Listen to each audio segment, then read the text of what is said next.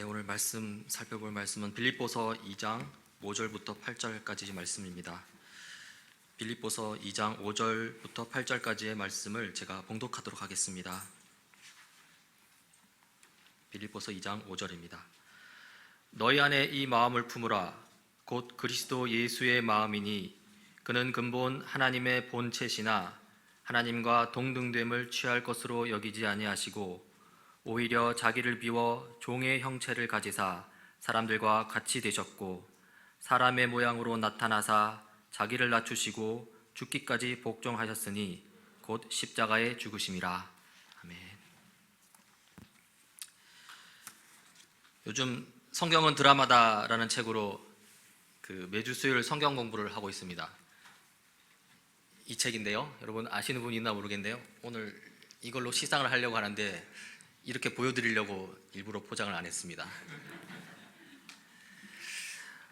지금까지 19차례에 걸쳐서 공부했고요. 이제 한 9차례 정도 남았습니다. 이제 그 중에 지금은 예수님의 생애에 대해서 살펴보고 있는데요. 오늘 설교는 이 예수님의 생애에 대해서 성경은 드라마다 이 성경 공부와는 약간 다른 관점으로 좀 살펴보고자 합니다. 이 성경은 드라마다 우리 성경 공부는 지금 하나님 나라가 왔다, 왕이 오셨다라는 그 관점으로 지금 예수님의 생애 이야기를 풀어가고 있습니다. 실로 예수님은 이 땅을 통치하는 왕으로 오셨습니다. 세상 나라를 지배하던 귀신들을 쫓아내시고요, 중풍병자와 나병 환자를 고치시고요, 또 눈먼 자를 보게 하시고, 듣지 못하는 자를 듣게 하시고, 또 걷지 못하는 자를 걷게 하십니다. 이 거친 바다도 이 왕이신 예수님께서 잠잠하라 라고 말씀하시니 그 말씀에 순종하여 잠잠합니다. 심지어 예수님은 이 죽은 자를 살리시기도 하는데요, 이렇게 죽음조차도 이 왕이신 예수님의 통치를 벗어나지 못하는 것을 우리가 볼 수 있습니다. 이렇듯 예수님은 온 세상의 통치자 왕으로 이 땅에 오셨습니다. 이것은 분명한 사실입니다. 그리고 이것은 매우 영광스러운 임재처럼 보입니다. 하지만요, 오늘 설교에서는 그것과는 좀 다른 관점에서 이야기를 하려고 합니다. 예수님께서 이 땅에 오셨을 때 정말로 영광스러운 삶을 사셨는가? 라는 질문을 던져보자는 것이죠. 그리고 그에 대한 답을 해보자면요, 예수님은 정말 왕으로 이 땅에 오시긴 했지만 그러나 예수님은 지극히 낮아지셨다는 것입니다. 예수님의 탄생부터가 그렇습니다. 하나님의 아들이신 예수님이 이 사람의 아들이 된다는 것인데요, 이건 정말 말이 안 되는 것입니다. 이 성육신이라고 하죠. 전능하시고 위대하신 하나님의 아들이 연약한 인간의 육신을 입었습니다. 이러한 성육신을 두고 이 종교개혁자 칼빈은 이렇게 말합니다. 성육신하신 예수님은 참으로 사람의 씨에서 난 인간으로서 배고픔과 목마름과 추위라는 결핍을 경험해야 했으며 우리 인간의 본성이 지닌 다른 여러 가지 약점들에 매일 수밖에 없었다. 그러니까 이 성육신 자체가 영광스러운 임재와는 거리가 멀다는 것이죠. 그러나 이것뿐만이 아닙니다. 이왕 사람의 몸을 입고 이 세상에 태어나신 것, 좀 좋은 환경에서 나셨다면 그래도 좀 괜찮으셨지 않을까요? 그러나 그것조차 예수님에게는 허락되지 않았습니다. 예수님의 어머니 마리아가 예수님을 낳을 때인데요, 머물 장소가 없어서 이 마국간에서 예수님을 낳아야 했습니다.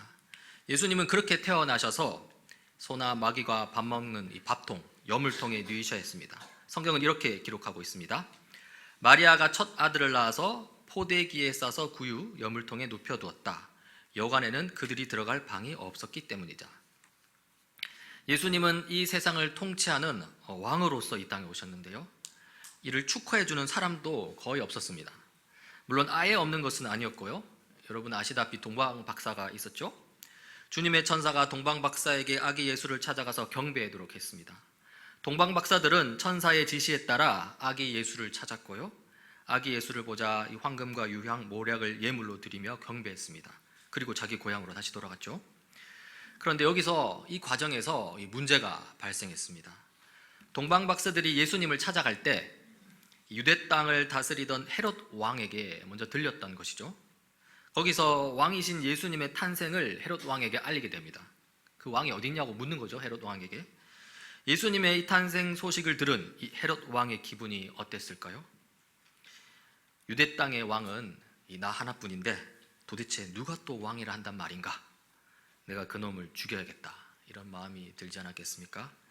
그리고 헤롯은 실제로 행동에 옮기는데요, 헤롯 왕은 예수님이 태어난 시기를 대충 계산하고는요, 예수님이 머물 것으로 추정되는 베들레헴과 그 근처 마을에 2살 아래로 난 아기들을 다 죽이라고 명령합니다.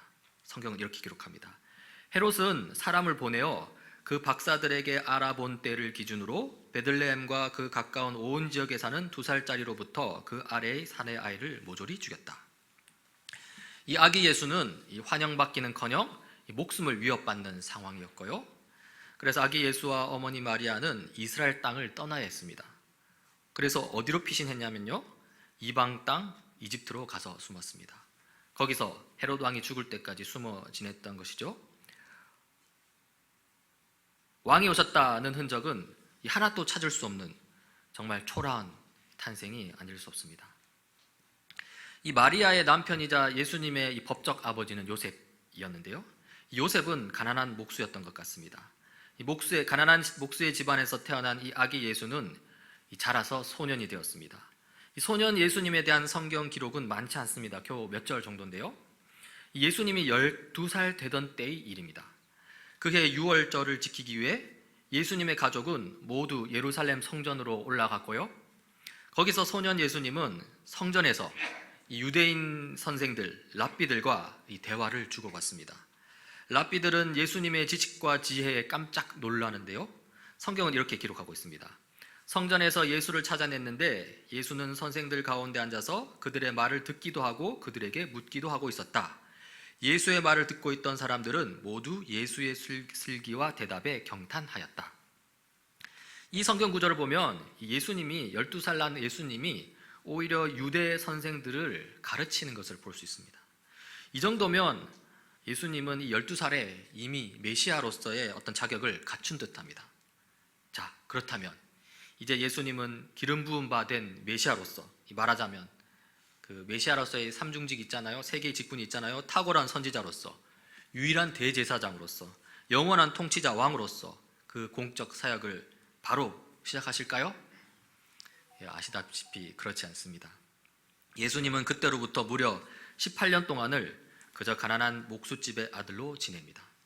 하나님의 아들 메시아로서 이 신적 지식과 지혜가 있었음에도 불구하고 그렇게 30살이 되실 때까지 이 30년 동안을 평범한 목수의 아들로 지내시는데요, 예수님께서 얼마나 철저하게 자기 자신을 숨기셨는지 나중에 메시아임을 드러내어도 사람들이 믿지 못했습니다.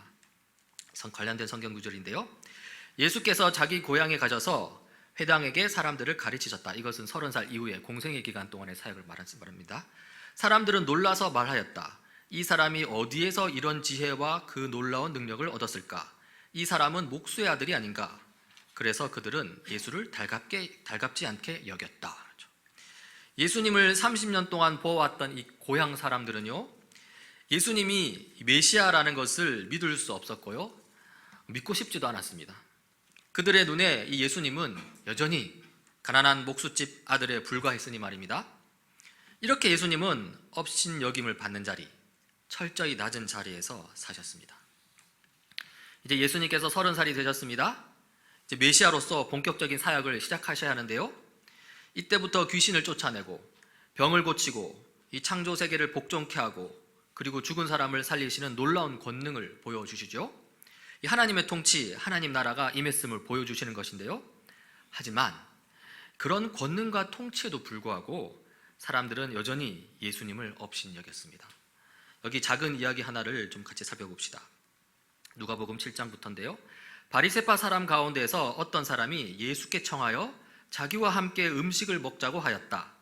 그래서 예수께서는 그 바리새파 사람의 집에 들어가셔서 상에 앉으셨다.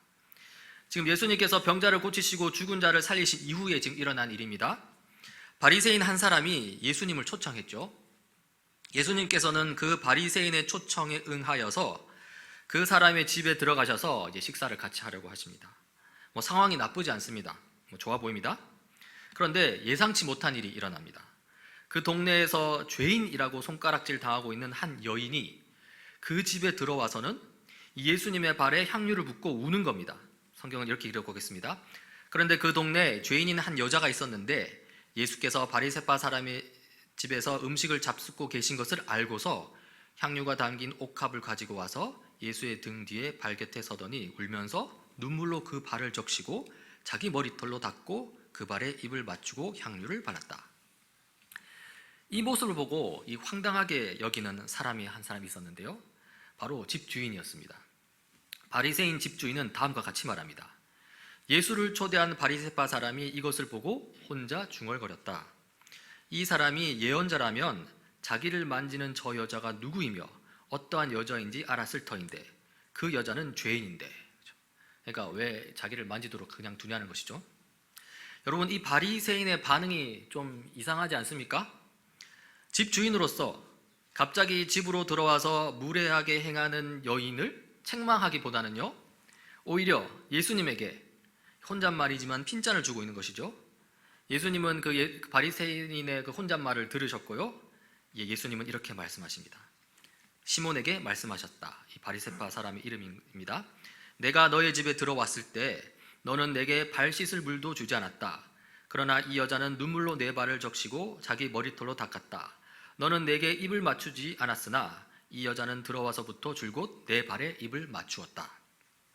여러분, 예수님의 이 말씀을 통해서 우리는 예수님이 얼마나 외롭고 업신여김을 받는 삶을 사셨는지 알게 됩니다. 이 당시 유대 사회에서는요, 손님이 오면 이 발 씻는 물을 주는 것이 기본적인 예의였습니다. 손님이 오면 반갑게 입을 맞추는 것도 당연히 기본적으로 해야 할 일이었습니다. 더군다나 이 바리새파 사람들이 예수님을 자기 먼저 스스로 초청한 것이었거든요. 그런데 이 바리새인은 예수님을 초청해 놓고 발 씻을 물도 주지 않고 입도 맞추지 않고 그저 우두커니 짐짝 내려뒀듯 이렇게 한 것입니다. 천지의 창조주이자 만물을 회복시키고자 이 땅에 오신 구속주이신 예수님께서 고작 집주인에게 마땅히 받아야 할 이 손님 대접조차 받지 못하시는 것이죠. 이런 식으로 예수님은 그의 생애 동안 모욕을 당하셨고요. 그리고 낮아지셨습니다. 이 예수님은 바리새파 사람들에게만, 그 사람에게만 험한 꼴을 당하신 게 아닙니다. 이 제자들에게도 배신을 당하셨는데요. 먼저 가룟 유다에게 은 30냥에 팔렸죠. 그리고 가룟 유다가 군인들을 데리고 예수님을 잡으러 왔을 때 예수님더러 그 전에 하나님으로부터 오신 분임을 알게 되었습니다 라고 고백했던 제자들은 다 도망하여 흩어졌습니다. 심지어 주는 그리스도시요 살아계신 하나님의 아들이십니다 라고 최상의 고백을 했던 베드로도요, 막상 예수님이 그렇게 잡혀가셨을 때에는 3번이나 예수님을 부인하게 이릅니다. 참으로 외롭고 초라한 현실입니다. 그러나 이 모든 것은 앞으로 일어날 일에 비하면 약과입니다. 예수님께서 잡혀가신 이후로는요, 그 당한 일들이 아주 치욕스럽기 그지없습니다. 합당한 이유 없이 병사들에게 뺨도 맞으시고요, 놀림감이 되셔서 침뱉음 당하고 또 주먹질도 당하셨습니다. 채찍질 당하시고 머리에 과시관을 쓰시고 자기가 매달릴 십자가 기둥을 질질 끌고 골고다 언덕에 오르셨습니다. 그리고 예수님은 벌거벗은 채로 십자가에 달리셨습니다. 앞서 예수님은 기름 부음 받은 자, 이 곧 메시아라고 했는데요. 예수님은 이 메시아로서 3가지 직분을 감당하신다고 했는데요. 바로 예수님은 탁월한 선지자요, 유일한 대제사장이요, 영원한 왕이십니다. 그런데 이 모든 직분이 이 십자가에서 모독을 당합니다. 선지자 역할에 대해서는 이렇게 모독을 당하는데요. 마태복음 26장입니다. 그때 그들은 예수의 얼굴에 침을 뱉고 그를 주먹으로 치고 또 더러는 손바닥으로 때리기도 하며 말하였다. 그리스도야, 메시아야, 이렇게 하는 거죠. 메시아야, 우리에게 선지자 노릇을 해보아라. 너를 때린 사람이 누구인지 알아맞추어 보아라. 하나님의 구속 계획과 만물의 회복을 계시하시고 드러내주시는 큰 선지자 예수님이십니다. 그런 예수님에게 실컷 주먹질하고 손찌검한 다음에 네가 제대로 된 선지자라면 누가 때렸는지 맞추어 보라고 모욕하는 것입니다. 왕 역할에 대해서도 모독을 당하는데요. 마태복음 27장입니다. 그가 남은 구원하였으나 자기는 구원하지 못하는가 보다. 그가 이스라엘 왕이시니 지금 십자가에서 내려오시라지. 그러면 우리가 그를 믿을 터인데. 이 만물을 보존하시고 보호하시고 다스리시는 영원한 왕 예수님이십니다. 그런데 그런 예수님에게 네 몸뚱아리 하나 건사하지 못하는데 무슨 왕이냐고 지금 이렇게 모욕하는 것입니다. 이 성경 구절에는 이 제사장 역할에 대한 비아냥거림도 있는데요, 남은 구원하면서 왜 자기 자신은 구원하지 못하냐는 것이죠. 이렇게 예수님께서는 이 나무 십자가에 달리시는데요, 이것은 로마 사회에서도 치욕적인 일이었고요, 그리고 유대 사회에서도 치욕적인 일이었습니다. 먼저 이 십자가형은 로마 사회에서 로마 시민에게는 내리지 않는 형벌이고요, 노예나 하층민에게 내리는 형벌이었고, 최악의 범죄자에게만 내리는 치욕스러운 형벌이었습니다. 이 모욕적인 십자가형을 예수님께서 받으신 것이죠. 이 유대 사회에서도 이 십자가에 달리시는 것은 치욕이었는데요, 먼저 성경 구절 신명기 21장 23절입니다. 나무에 달린 사람은 하나님께 저주를 받은 사람이다. 이 말씀에 근거하면요, 나무에 달렸다는 것은 하나님께 저주를 받은 것이고요, 유대인들에게는 아주 치욕스러운 것이었습니다. 이 치욕스러운 일을 예수님께서 당하신 것이죠. 이렇게 예수님은 무시당하시고 모욕당하시고 폭력을 당하시고 그리고 죽기까지 낮아지셨는데요, 이 무엇보다도 더 극심하게 예수님을 고통 속으로 몰아넣은 것이 있습니다. 그것은 바로 하나님이 예수님을 저주 아래에 두시고 하나님께서 그 모든 진노를 예수님께 쏟아 부으셨다는 것입니다. 성부 하나님과 성자 예수님 사이에 큰 벽이 생긴 것이죠. 이것은 그 무엇과도 비할 수 없는 이 크나큰 영적인 고통이었습니다. 그래서 예수님은 십자가에 달리시면서 이렇게 외치십니다. 십자가에 달리신 예수께서 큰 소리로 부르짖어 말씀하셨다. 엘리 엘리 라마 사박다니. 그것은 나의 하나님 나의 하나님 어찌하여 나를 버리셨습니까? 라는 뜻이다.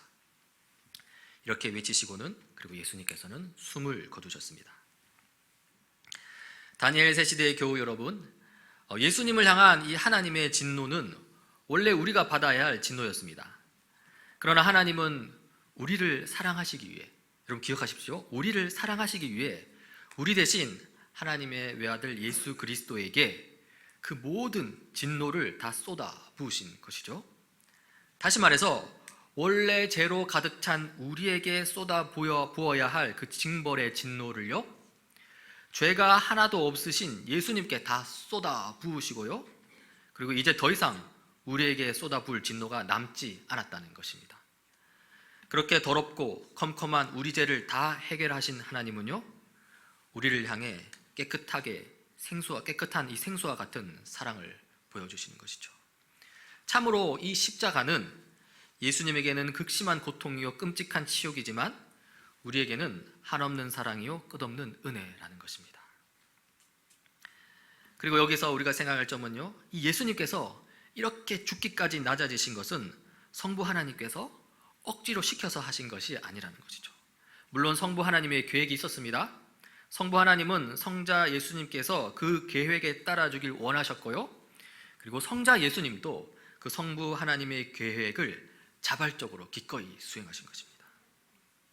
이 삼위일체 하나님이라는 그 용어로 표현하자면요, 삼위 중에 제2위가 되시는 성자 예수님께서는 제3위가 되시는 성령 하나님의 도우심 가운데 제1위가 되시는 성부 하나님의 계획에 기꺼이 순종하신 것입니다. 실로 예수님은 누군가 시켜서 억지로 하신 것이 아닙니다. 기꺼이 자발적으로 하신 것입니다. 예수님께서는 자발적으로 사람의 몸을 입으시고요, 이 땅에 작고 연약한 아기로 오셨습니다. 또 이 땅에 사시면서 자발적으로 그 모든 모욕과 비참, 고통과 죽음을 감당하셨습니다. 빌립보서 2장 6절 8절입니다. 그는 하나님의 모습을 지니셨으나 하나님과 동등함을 당연하게 생각하지 않으시고 오히려 자기를 비워서 종의 모습을 취하시고 사람과 같이 되셨습니다. 그는 사람의 모양으로 나타나셔서 자기를 낮추시고 죽기까지 순종하셨으니 곧 십자가에 죽기까지 하셨습니다. 이렇게 예수님은 스스로 낮아지셨고요, 스스로 죽기까지 순종하셨습니다. 그렇다면 여기서 질문을 하나 던져봅시다. 왜 예수님은 기꺼이 자발적으로 낮아지셨을까요? 도대체 무엇 때문에 그 무한하고 영원하고 완전하신 하나님의 아들 예수 그리스도께서 유한하고 불완전한 육신을 입고 고통과 죽음을 당하시고자 했던 것일까요? 그 이유가 무엇일까요? 그것은 우리가 알다시피 우리를 구원하시기 위함입니다. 정의롭고 공의로운 하나님은 죄의 문제를 그냥 지나치실 수 없습니다. 죄를 그냥 덮을 수 없다는 것이죠. 그 공의로운 성품에 따라 반드시 죄에 대한 형벌을 내리셔야 합니다. 그리고 죄에 대한 형벌은 사형, 곧 죽음입니다.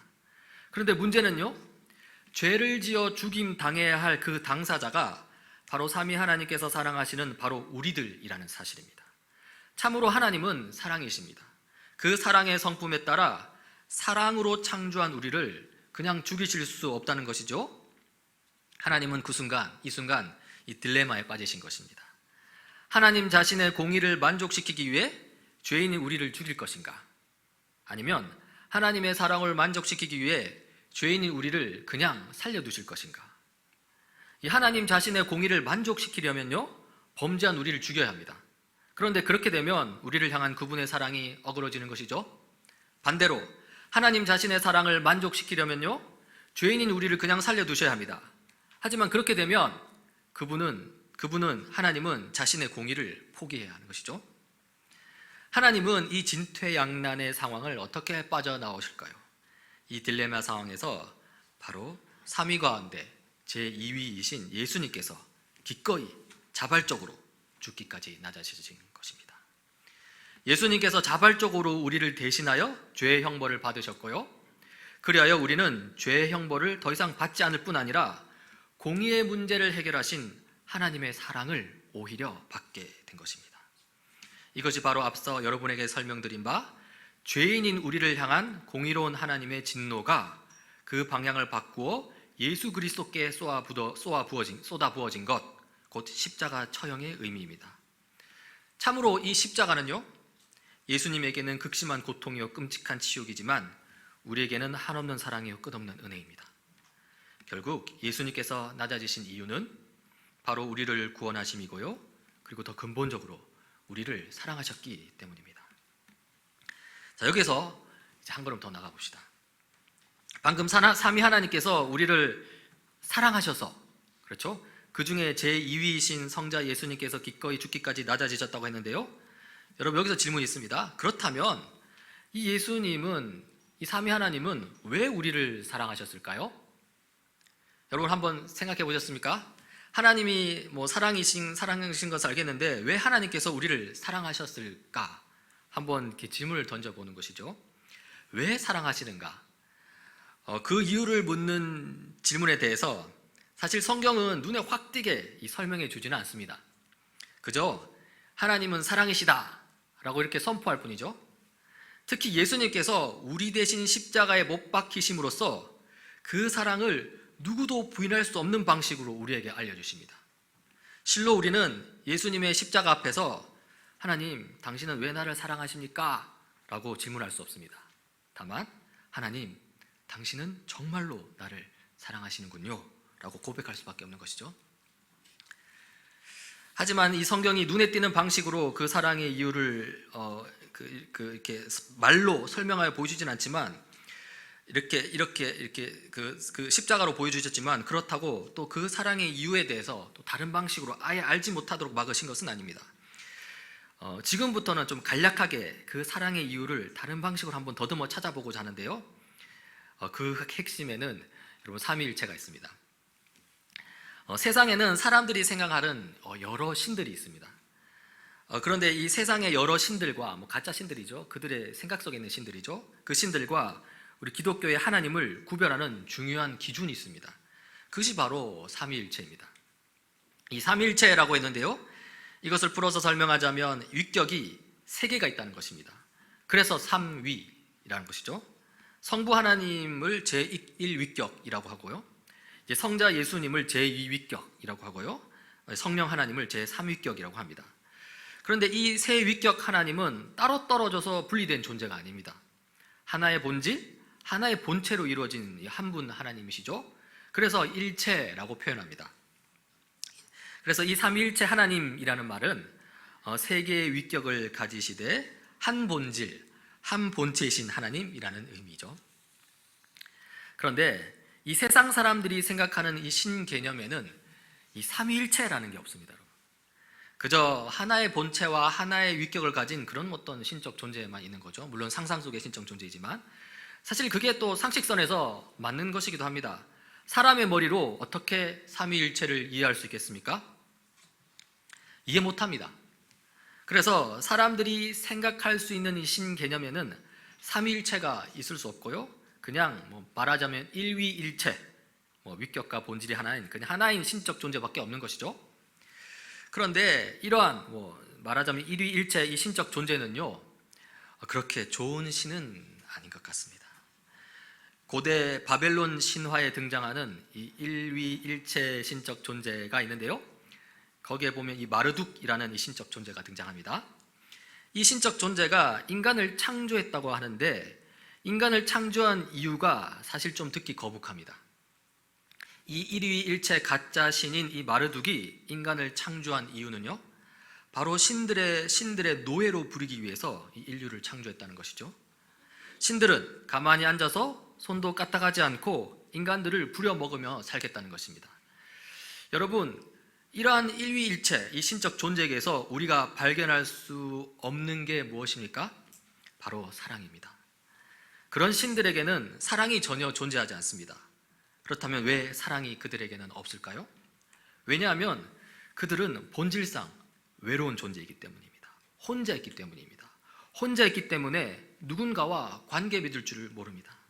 혼자 있는 신은 근본적으로 자기 자신에게 함몰될 수밖에 없고요, 따라서 자기 바깥으로 사랑을 나타낼 수가 없습니다. 자기 만족이 전부인 신이고요, 그래서 자기 만족을 위해서 인간을 창조했다는 것이죠. 자기 만족을 위해서 인간을 노예로 부려먹겠다는 것입니다. 거기에서 우리는 그 어떤 사랑도 발견할 수 없습니다. 하지만 삼위일체 하나님은 다릅니다. 삼위일체 하나님은 외로운 존재가 아닙니다. 삼위일체 하나님은 혼자 있는 신이 아닙니다. 삼위가 함께 존재하는 분이시고요, 따라서 자기 자신에게 함몰되지 않습니다. 오히려 언제나 서로를 바라보며 서로를 사랑하는 존재입니다. 참으로 삼위일체 하나님에게 그 사랑은요, 어떻게 보면 삼위 그 존재 자체에서 흘러나오는 아주 근본적인 신적 특징이라고 할 수 있습니다. 그래서 성경은 하나님은 사랑이시다라고 말하는 게 아닐까 이렇게 보게 됩니다. 그리고 이러한 삼위관의 사랑 가운데 하나님께서 우리 인간을 창조하시죠. 삼위일체 하나님은 노예로 부려먹기 위해서 인간을 창조한 것이 아닙니다. 오히려 인간으로 하여금 함께 창조 세계를 다스리기 위해서 인간을 창조하셨습니다. 인간을 노예가 아닌 이 동역자로 보신 것이죠. 이것은 대단한 특권이고요, 또 사실상 인간을 하나님의 사랑 속에 포함시키고자 하는 이 하나님의 놀라운 은혜이기도 합니다. 결국 하나님께서 왜 우리를 사랑하시느냐에 대한 질문의 답은 하나님이 삼위일체 하나님이시기 때문입니다. 성부 하나님은 삼위사이의 사랑으로 우리를 사랑하셔서 우리를 창조하셨고요, 성자 예수님 역시 삼위간의 사랑으로 우리를 사랑하셔서 우리를 구원하셨고요, 성령 하나님 역시 삼위사이의 사랑으로 우리를 사랑하셔서 우리와 함께 하십니다. 그리고 우리를 향한 삼위일체 하나님의 사랑은요, 그 존재 자체로부터 흘러나와서 예수 그리스도 십자가를 통과하신 것이기 때문에 결코 하나님으로부터 우리를 끊어낼 수 없습니다. 지금까지 우리는 죽기까지 우리를 사랑하신 예수 그리스도와 그리고 서로를 향한 사랑으로 우리를 사랑하신 삼위일체 하나님에 대해서 살펴보았는데요, 여기에 근거하여 사도 바울이 다음과 같은 결론을 내렸다고 감히 한번 생각해 봅니다. 로마서 8장 38절 39절인데요 나는 확신합니다. 죽음도 삶도 천사들도 권세자들도 현재일도 장래일도 능력도 높음도 깊음도 그 밖에 어떤 피조물도 우리 주 예수 그리스도 안에 있는 하나님의 사랑에서 끊을 수 없습니다. 왜 하나님이 우리를 사랑하시는가? 지금 이 질문을 하고 있는데요, 이 질문은 이 두 가지로 나누어서 생각할 수 있습니다. 하나는 이 하나님을 향하여 질문을 던지는 것이죠. 이 질문에 대한 답은 방금까지 우리가 살펴본 것처럼 하나님은 서로를 사랑하시는 삼위일체 하나님이시기 때문이다 라고 정리할 수 있습니다. 그리고 이 질문을 우리를 향해서도 던질 수 있는데요. 한번 우리를 향해 이 질문을 던져봅시다. 왜 하나님이 우리를 사랑하셨을까요? 거기에 대한 답이 오늘 함께 읽은 본문에 있는 것 같습니다. 빌립보서 2장 5절입니다. 여러분 안에 이 마음을 품으십시오. 그것은 곧 그리스도 예수의 마음이기도 합니다. 바로 예수 그리스도의 마음을 품으라고 우리를 구원해 주시고 우리를 사랑해 주셨다는 것이죠. 그렇다면 이 그리스도 예수의 마음은 무엇이겠습니까? 그것은 빌립보서 2장 6절부터 8절까지의 내용입니다. 그는 하나님의 모습을 지니셨으나 하나님과 동등함을 당연하게 생각하지 않으시고 오히려 자기를 비워서 종의 모습을 취하시고 사람과 같이 되셨습니다. 그는 사람의 모양으로 나타나셔서 자기를 낮추시고 죽기까지 순종하셨으니 곧 십자가에 죽기까지 하셨습니다. 이 하나님께서 예수 그리스도를 통해 우리를 사랑하신 이유는요, 이제 그리스도의 마음으로 이 세상을 사랑하는 그리스도의 사역에 동참하라는 데 있습니다. 그렇게 하나님 나라를 세워가는 사역에 동참하라는 것이죠. 우리는 세상을 사랑해야 합니다. 타락한 세상죄와 이 시대 정신을 사랑하라는 말이 아니고요, 하나님이 창조하셔서 회복을 바라보는 이 세상을 사랑하라는 것입니다. 그리고 그 과정 가운데 예수님처럼 기꺼이 손해를 감수하고 희생할 수도 있어야 한다는 것입니다. 저는 이러한 예수 그리스도를 품은 그리스도인에 관하여서 한 인물을 소개하고 설교를 마칠까 하는데요, 여러분도 많이 아실 것입니다. 그 이름은 디트리히 본헤퍼입니다. 본헤퍼는 독일 히틀러 당시 활동했던 신학자였는데요, 상당히 인정받는 뛰어난 신학자였습니다. 이 본헤퍼는 미국으로 건너가서 유니온 신학교라는 곳에서 공부를 했는데요, 히틀러로 인해 이 독일 상황이 악화가 되자 독일로 가지 말고 그냥 미국에 남아서 망명하라는 제안을 많이 받았습니다. 실제로 이 유니온 신학교는 이 연구 교수 자리를 제안하게 되는데요, 그러나 그때 이 본헤퍼가 이 라이놀드 니버라는 역시 저명한 미국 신학자 동료에게 보낸 편지가 있습니다. 제가 그 일부를 한번 읽어보겠습니다. 따로 시간을 내어 나와 내 나라가 처한 상황을 생각하고 나를 향하신 하나님의 뜻을 밝히 보여달라고 기도했습니다. 미국으로 건너온 것은 실수였습니다. 나는 우리 민족사의 힘든 시기를 독일에 있는 그리스도인들과 함께 겪지 않으면 안 됩니다. 결국 이렇게 편지를 쓴 본헤퍼는요, 이 연구 교수 제안을 거절하고 독일로 다시 돌아오게 됩니다. 그리고 독일에서 히틀러를 암살하기 위한 활동을 하다가 붙잡히게 되고요, 그리고 제2차 세계대전 종전 한 달을 앞두고 이 사형장에서 생을 마감하게 됩니다. 그의 나이 39살이었습니다. 이 본헤퍼가 이 죽음을 앞두고 이 감옥에서 약혼자에게 쓴 편지가 있는데요, 거기에 보면 이 선한 능력으로라는 이 제목의 시가 있습니다. 이 죽음을 앞둔 위급한 상황에서도 하나님의 보호하심을 누리면서 이 낮아지시고 고난받으신 예수 그리스도의 마음으로 살고자 하는 그 삶이 나타나는데요, 제가 그 일부분을 한번 읽어드리겠습니다. 선한 능력에 언제나 고요하게 둘러싸여서 보호받고 위로받는 이 놀라움 속에 여러분과 함께 오늘을 살기 원하고, 그리고 여러분과 함께 새로운 한 해를 맞이하기 원합니다. 선한 능력에 우리는 너무 잘 보호받고 있으며 믿음으로 일어날 일들을 기대하고 있습니다. 하나님께서는 밤이나 아침이나 우리 곁에 계십니다. 또한 매일의 새로운 날에 함께 하십니다. 이 타락한 세상, 그리스도인으로서 살기에 결코 만만치 않은 세상입니다. 그러나 우리는 힘을 내야 합니다. 우리와 세상을 위해서 기꺼이 낮아지신 예수 그리스도, 죽기까지 낮아지신 예수 그리스도의 그 마음, 그 마음으로 살겠노라 고백하는 심정으로 좀 우리도 이 노래를 함께 불러보면 좋을 것 같은데요, 오늘은 이 선한 능력으로라는 찬양으로 함께 찬양했으면 좋겠습니다.